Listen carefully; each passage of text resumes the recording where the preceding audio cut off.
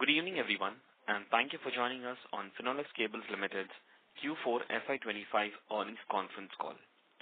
Today, we have with us Mr. Mahesh Vishwanathan, Director, CEO, and Chief Financial Officer from Finolex Cables.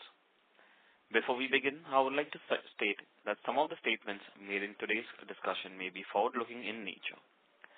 We will begin the call with the opening remarks from the management, after which we will have the forum open for an interactive Q&A session.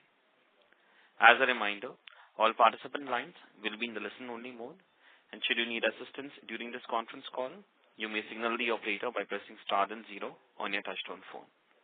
Please note that this conference is being recorded. I now hand the conference over to Mr. Mahesh Vishwanathan. Thank you, and over to you, sir. Thank you, Neerav. Good afternoon, everybody. Thank you for joining on this call. I'm sure by now you must have seen the results, reviewed them, dissected them, and you will have questions. I'll be happy to answer them. By way of introduction, the quarter has been decent. After a difficult second and third quarter, I think we have pulled back with a growth of about 14% quarter on quarter and 35% from the immediately preceding quarter. Profit numbers are also good. At 208 crores, the profit before tax, the highest that we have seen so far per quarter. Margins were under pressure throughout the year. There has been a lot of volatility on the commodity side, and that together with a few changes in the mix has resulted in a lower contribution, lower margin during the year. Some of it we will be able to catch up. Those are timing differences which we will be able to catch up. The rest, the product mix and so on, we'll have to see how to manage those in the future. Barring this short comments, I do not have much more as by way of an introduction. So let's go straight into the Q&A session. So I'm open to questions now. Thank you very much. We will now begin with the question and answer session. Anyone who wishes to ask a question may press star and 1 on their touchtone telephone. If you wish to remove yourself from the question queue, you may press star and 2. Participants are requested to use handsets while asking a question. Ladies and gentlemen, we will wait for a moment while the question queue assembles. Participants, you may press star and 1 to ask the question.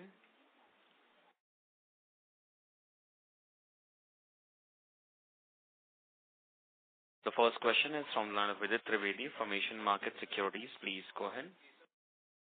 Yeah, hi, sir. Thank you for the opportunity. I have two questions. First is, could you please elaborate on the commercial potential and the margin profile of the E-beam products which were launched during the year?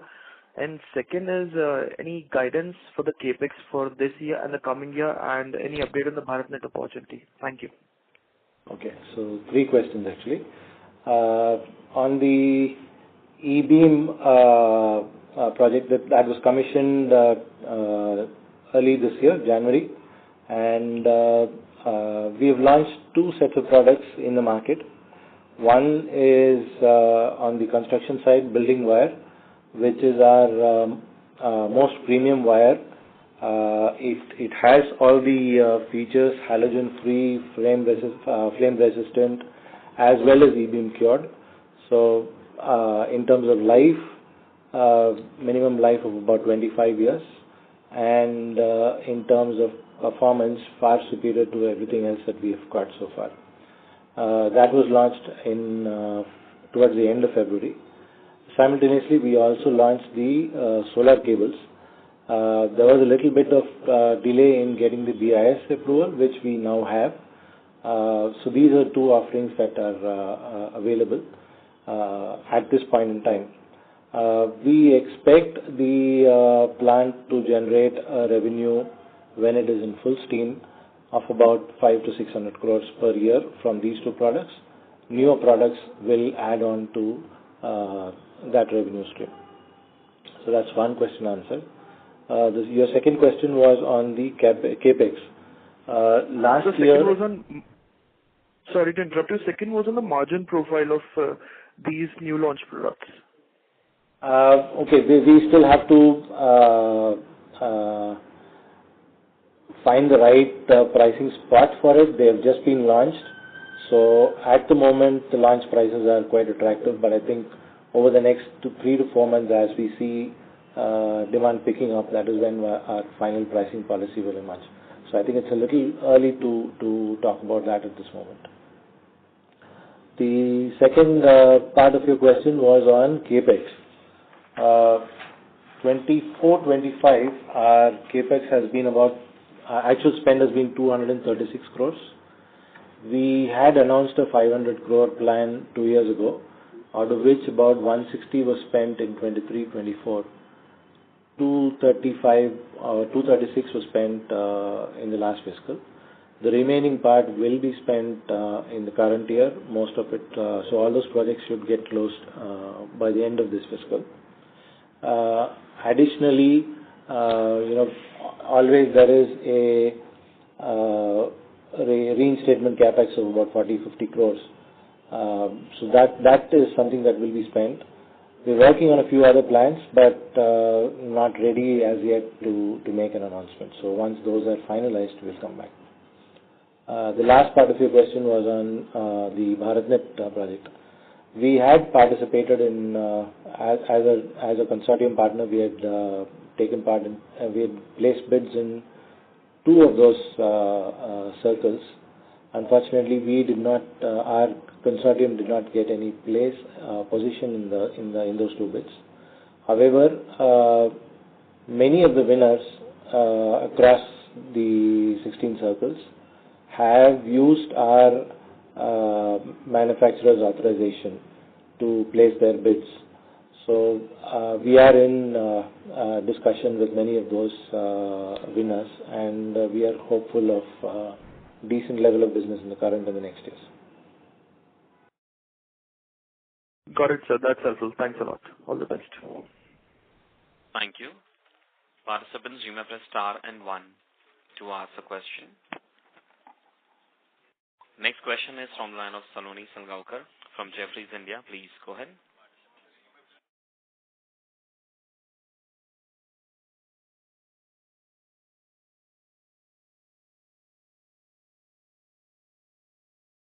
Sonali, may I request to unmute your line and proceed with your question, please? Yeah, sorry. Sorry, I was on mute. Thank you for the opportunity. This is Sonali. So my first question is regarding the mix change that you were talking about in your initial remarks. Maybe understand what exactly, have we changed in the product mix, as in what and what percentage does each end user segment account for now?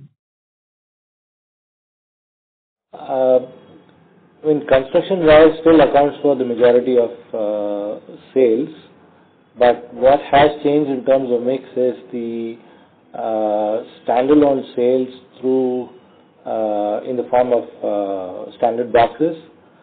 That has come down vis-a-vis project sales. And, as you know, project sales is where the price is discounted to some extent. So the composition of project sales to total has changed over the last few years, and this year was more pronounced. So that's the major reason. So if I recollect, we were about 65 to 70% B2C or retail, and the remainder was B2B. Now, in that vein, where are we in B2B or projects now? No, we do not sell directly to any project. We sell it through our distribution channel only. So in that sense, all sales are routed through the channel. However, we know that many of those sales are going to projects, and therefore there is a discounting on the prices there. So yes, very clear. So what is the mix right now of projects versus say 3 years back? That would have changed maybe between about 8 to 10%. That would have been a shift. So incremental delta is 8 to 10% towards projects. Correct. Understood. So my second question is regarding the BharatNet, commentary that you made, that many of the winners, sorry, I didn't quite understand that. Are you saying that many of the winners are going to use our optic fiber cables for that? See, at this time around, quite a few of the bidders are not actually producing optic fiber cable. So they will have to source their cables from somebody. And therefore they were allowed to use manufacturer's authorization to place their bids. And this is not new, it's happened in the past as well. But the numbers of non-OFC manufacturers have been more this time around. Understood. So, and by when do you expect the volumes of OFCs to pick up for this BharatNet? I think the orders have recently been released. While the bid mechanics concluded sometime last November, the actual orders have gone out to the eventual winners sometime in March or April. So the procurement process is on. They have 3 years to build and 10 years afterwards to service. So the procurement process has just started for most people. Understood. So my third question would be regarding pricing actions. Could you quantify what are the price increases that you taken in Q4? And from April to now, has there been any pricing changes in cables and wires? Well, we had one day before yesterday. So in the last fiscal, there were 12 times when prices were revised only on wires. Okay. So it's almost once a month. There have been a few cases where, about 6 cases where the prices were revised downwards and another 6 times when the prices went up. That is purely a reaction to the volatility that was there during the year on commodity prices. So net impact, I think costs would have gone up about 12.5% to 13%. In the fiscal, FY'25, right? In the fiscal. Yes. And during April and May, you mentioned that just about a few days back, you took a pricing revision. Yeah. Effective yesterday, prices have changed by 3%. Prices were changed, so upwards. Yeah. Understood. So, and my last question is regarding EHV. A lot has been talked about the solid opportunity in EHV. Any thoughts or plans to increase our exposure there? Well, EHV, the growth prospects are still very good.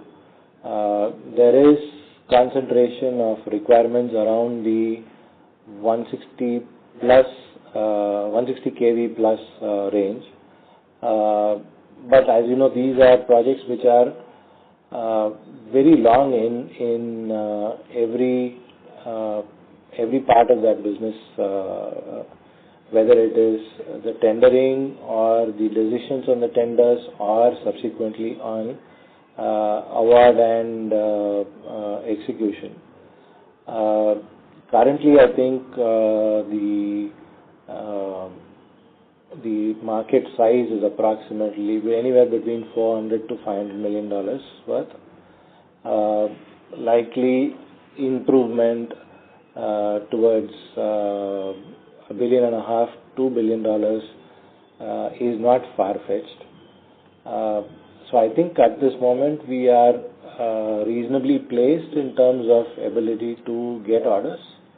But then the business being a long lead time business, it takes more than 18 months, 20 months to complete a particular project and then more time to collect the monies around that project. So that's the nature of this particular business. So currently, as of FY'25, how much of our revenue is coming from EHV? That is in the JV. It's not in our books. Understood. Got it, sir. So thank you so much for your replies and all the best. Thank you. Thank you. Participants, you may press star and one to ask the question.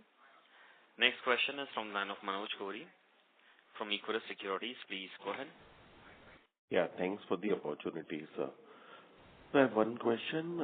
If I look at the FY'25 performance, and when I look at the other companies reporting their numbers and their commentaries, probably somewhere we feel like we have underperformed in the wire space, especially in the B2C side. And you just highlighted like some of the growth in FY'25 has been driven from the project business. So what are the areas and what were the reasons which led to this underperformance versus peers? Probably how should we look at things in the coming time? Is this are these issues behind us, or probably will take some time for this underperformance to arrest and probably then grow in line or better than the industry? Okay. My first statement was after a difficult second and third quarter. So second and third quarter was difficult for us. First quarter was across the board. I think everyone faced a problem in terms of the lack of enthusiasm from the market after the initial reports around the election. But subsequently, yes, others have gotten off the mark quicker than us. That is true. But I think we've done a fairly good fourth quarter. In terms of growth in the fourth quarter, our numbers are not very different from our peers. Some of them have larger volumes, yes, but the growth numbers are not very different. So I think we had lagged in the second and third quarters, but have caught up in the fourth quarter. And I think that is something that is behind us right now. Right, sir. So, and secondly, if you look at from the demand perspective, what we are seeing is probably from last 2.5 years, we are seeing wires relatively growing slower than cables. Which is true. We are wire dominant company. Correct. So how do you see demand environment panning out from, let's say, in FY'26 or FY'27 point of view, if you can break it into two parts, FY'26 and 27 both individually? And what would be the triggers? Because obviously real estate, we have been talking a lot that there should be some pickup, but we are not seeing any major signs of revival of demand for wires as a category. How should we see this? I think there is, if you look at the registration and other data that is there is definitely inventory reduction from on the unit side. Simultaneously, new projects are getting announced. As they near completion is when the demand for wires would pick up.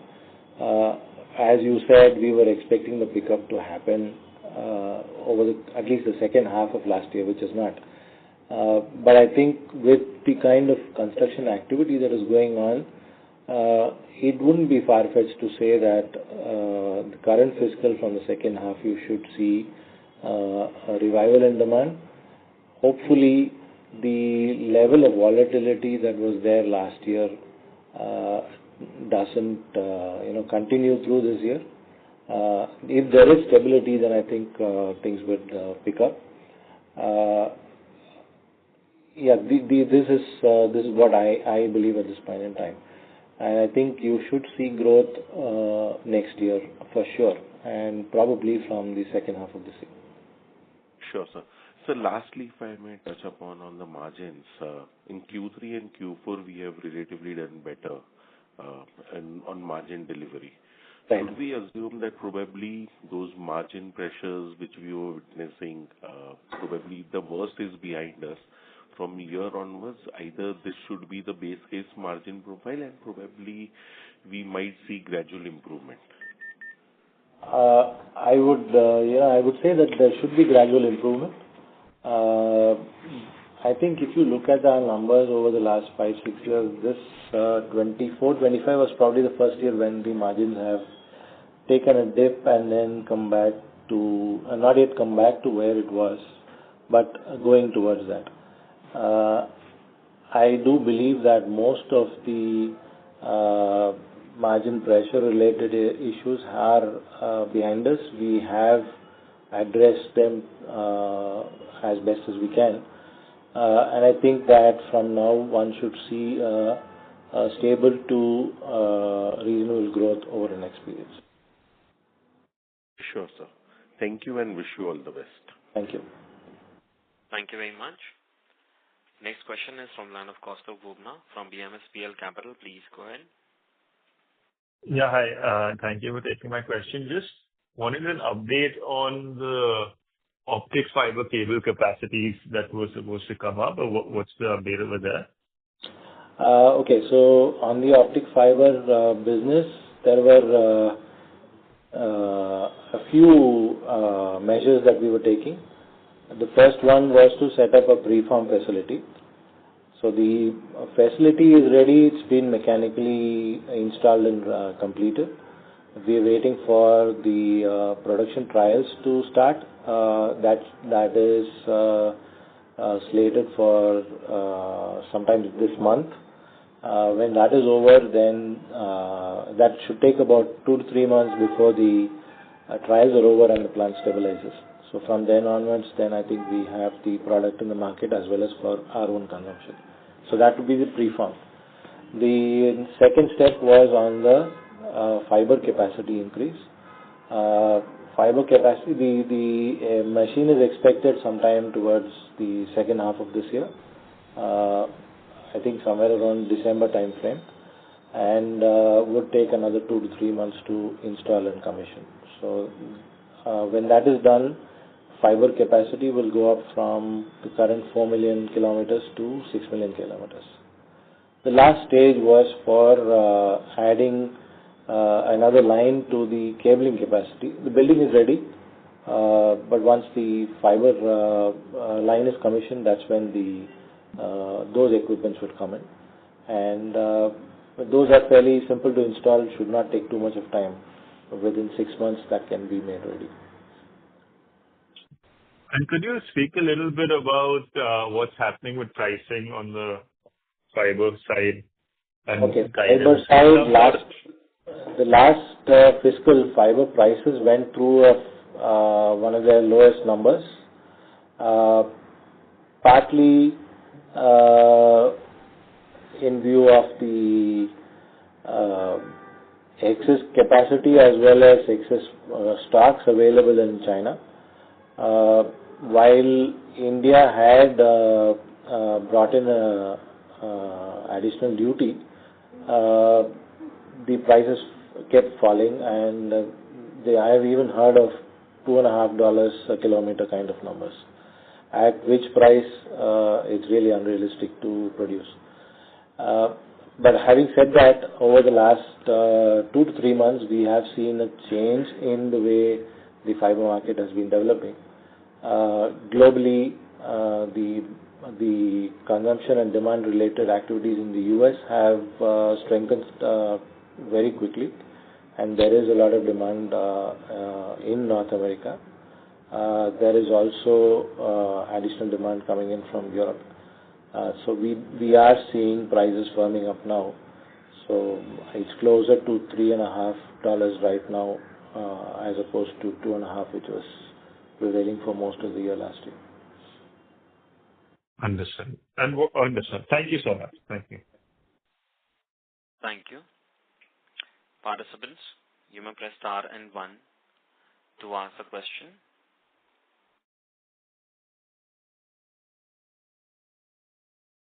Next question is from the line of Saket Kapoor from Kapoor and Company. Please go ahead. Yeah, namaskar, sir, and thank you for the opportunity to take the discussion forward on the OF and the OFC prices. So you were alluding to the fact that the prices for OFC has moved up from an average of 2.5 to 3.5. This is what, sir, just... Yeah, that's the fiber. That is for the fiber, and that is the fiber price. Okay, then what are the fiber cable prices, OFC's prices? That would depend on the design of the cable, right? So you might have 2 fibers, 4 fibers, 288 fibers. So the design makes the price change. Okay. I mean, there is no standard single price for all the cables. Sorry, sir. Come again. I'm saying there is no standard single price for all the cables because the price of the cable would depend on the design of the cable. Okay.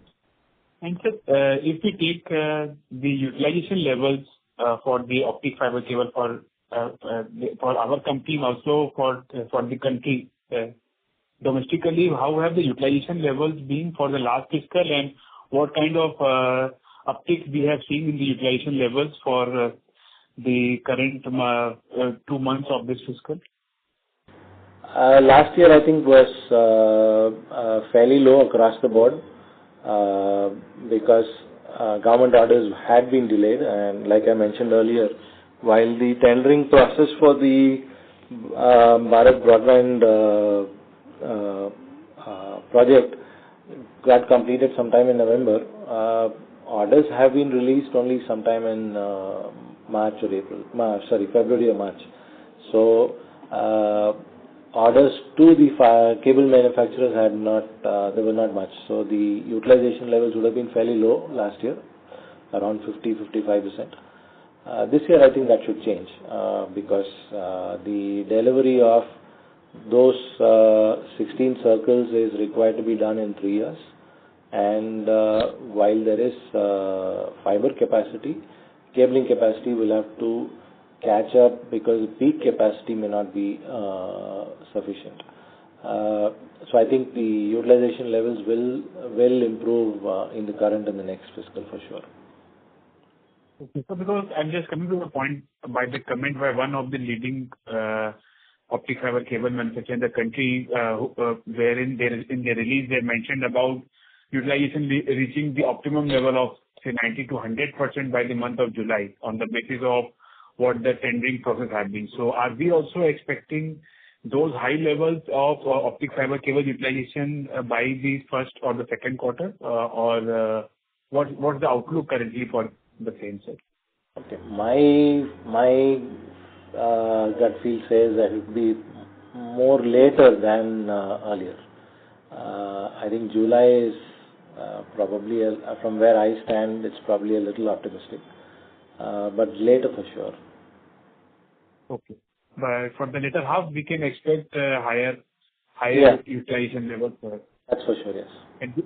And these are on premise of both the global demand from the data centers and also the domestic demand coming up from the BharatNet tendering. These are the two demand drivers, the key demand drivers.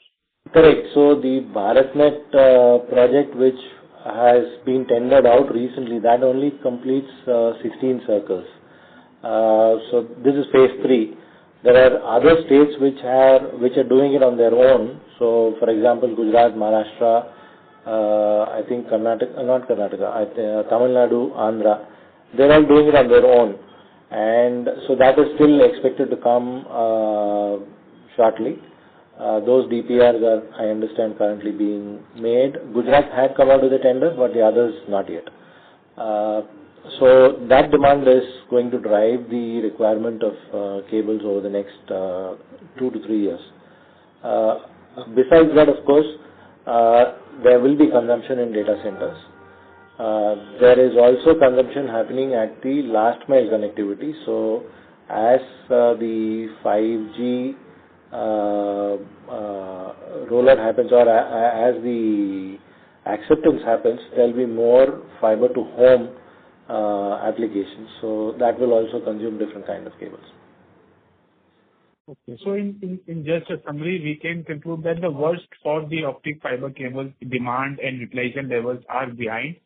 And going ahead, what seems to be coming 2-3 years, they are going to run at full steam, depending upon how and when the projects get opened up and for the process to continue. Yeah, I think it is a positive outlook for sure. Okay, sir.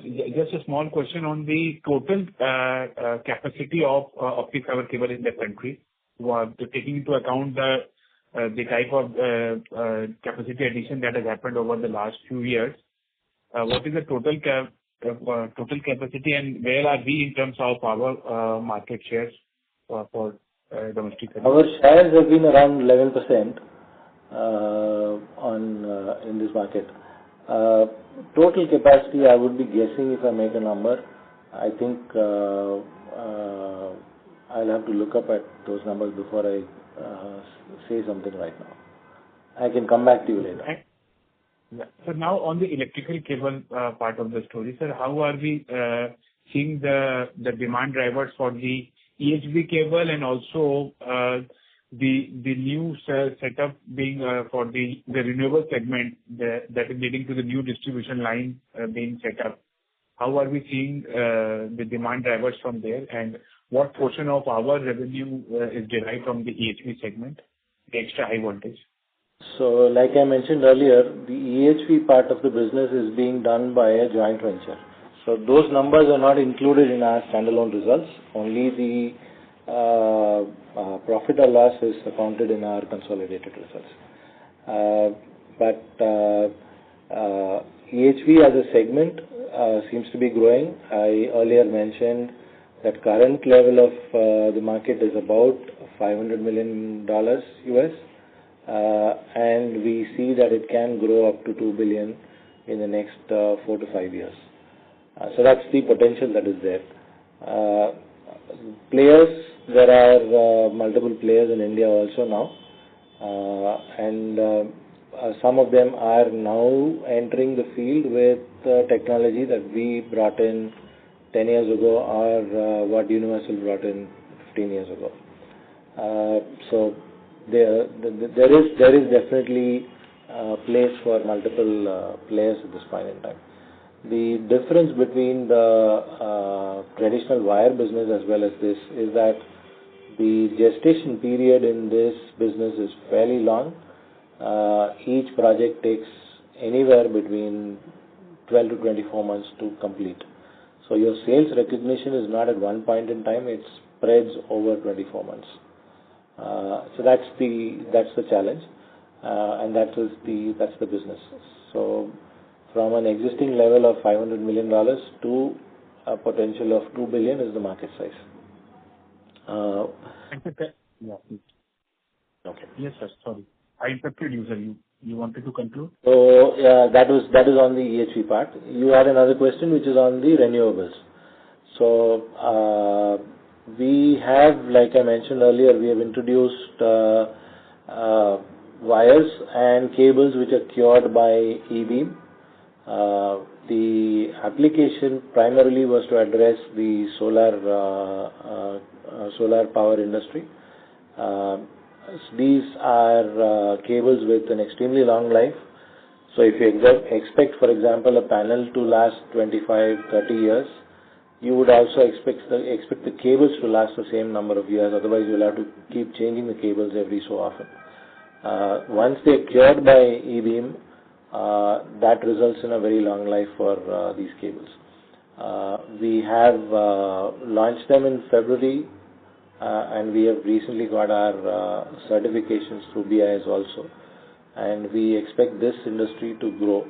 I think currently the volume of these cables that are sold are anywhere between 20 to 25,000 kilometers per month, and that can only increase given the fact that our government's target to improve the power generation from solar and wind generation is climbing, and the targets for the future years are even higher than what they are today. So we do see large potential in this space. Additionally, the E-beam facility, we have also launched a premium wire product. So this will go into building, into construction, where we expect the life of the wire to be a minimum of 25 years. So that would also add to overall volumes. Plus, it would add to the premiumization of the product. Right. And in this space, are these the E-beam cross-linked solar PV cables, or what are the product portfolio? These are cross-linked polyethylene. Come again, sir? These are these are XLPE cured by E-beam. Okay, so these are different, electron beam and the one you mentioned are two different types. No, the curing is done by an electron beam. So the cable is finished with XLPE, but it is after it is finished, it is cured through an E-beam process. Okay, so we have the entire setup too. Yeah, we have the setup. We have the setup. We've got two accelerators, one at 1 MeV and the other one at 1.5 MeV. So we can cure multiple sizes of products through this through the machine. Okay, and are we also in the submersible cables and the coaxial cables, sir? Electrical yes, we are in submersible cables. We are in what do you call 3-core flats. Those are basically meant for submersible applications, so water and so on. And you talked about coaxial. Yes, we have lines both in Goa as well as in our Ulse factory. We are long-term suppliers to Tata Play, to Sun TV, to Airtel, to most of the DTH operators. Right, sir. Thank you, sir. So we can conclude that for at least for the segmented reporting for OFC part also, we are going to see improved margins going ahead with the utilization levels improving, and also the prices also for OF improving from by $1 as you mentioned. So in all, there are both the price as well as the demand pull that we are going to witness going ahead. Yeah, we should see those. Yes. Okay. And so for the EHV cable, what is our? I'm just concluding, sir. For the EHV cable, what is our market share and who is the dominant player? You did mention a name. Okay, so like I said again, the EHV part of the business we do through a JV. We do not do it directly in this entity. Yes. There, the dominant player in India so far has been Universal Cables. Currently, Universal is there, we are there, KEI is there, Polycab is there, Havells is there. But so far only Universal and us, we have the vertical process, the others use horizontal process. All of them are acquiring equipment to put in vertical processes. It takes time. It takes about 2 years before it can get implemented. But things are moving there. And lastly, in the harness cable segment, are we also a player there? We participate? We supply wires to the harness manufacturers. Yes. We supply our wires. Sorry? What portion of our sales do we derive from this segment? What kind of the market share we have, or what is the size TAM, the target market? The size, currently our size in this market is about 400-500 crores. Most of the harness manufacturers are our customers. The overall market size would be much larger, but the dominant player here is Motherson. Motherson. Yeah. Thank you, sir, for all the elaborate answer and for allowing me to put forward to them, and all the best to the team, sir. I join. Thank you. Thank you. Thank you, sir. Thank you. Participants, you may press star and 1 to ask a question. Next question is from line of Swayam Ranavat from Pinpoint X Capital. Please go ahead. Yes, sir. So my question is related to optical fiber. Like you mentioned that demand is picking up from it domestically also and internationally, and prices have more over bottomed out. So like, sir, what could be the capacity utilization for our company in preform and fiber capacity going forward? Like if you can give any ballpark percentage going forward. So it will all depend on how many projects get announced. The comment that I made earlier was with reference to what is happening on the BharatNet project, and therefore I do see that going forward, the requirement of cables would firm up, which means that downstream requirements also would follow similarly. You want the utilization to be as high as it can be. We had when the project was being announced, we said if we operate at 70%, then the payback is in about 4.5 years or so.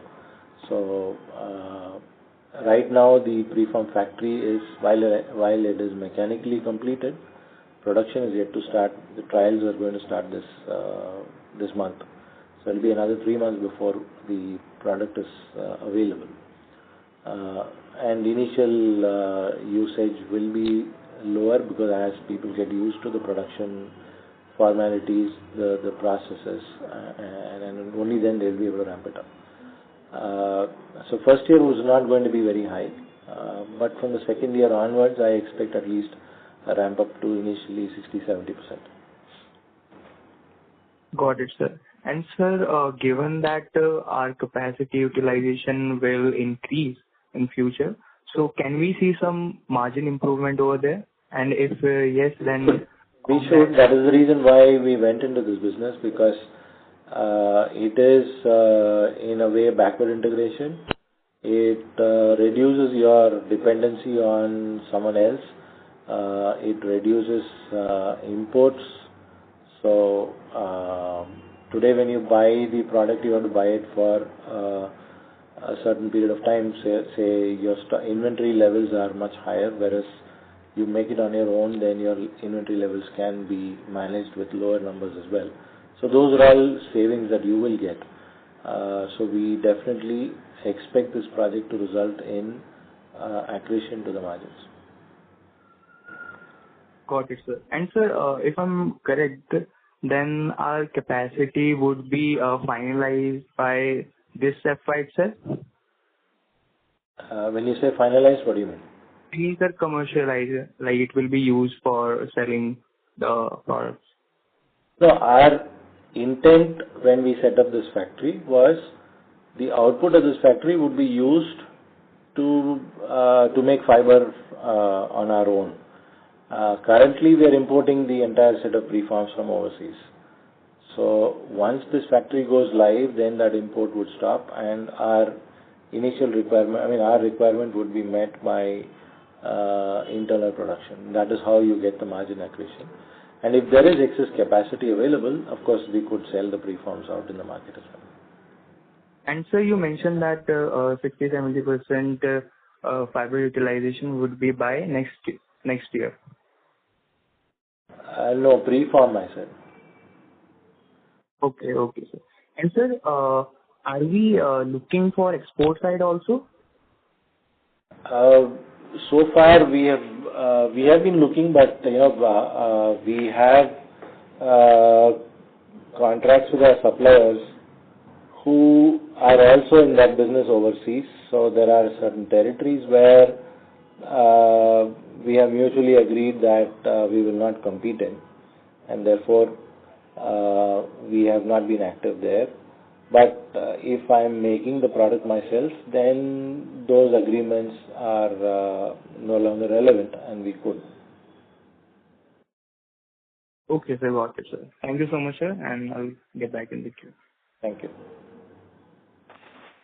Thank you very much. As there are no further questions, I would now like to hand the conference over to Mr. Vishwanathan for closing comments. Okay. Thanks everyone for participating in the conference. I hope I've been able to respond to your queries adequately. Thank you. Thank you very much. On behalf of Finolex Cables Limited, that concludes this conference. Thank you for joining us, and you may now disconnect your lines. Thank you.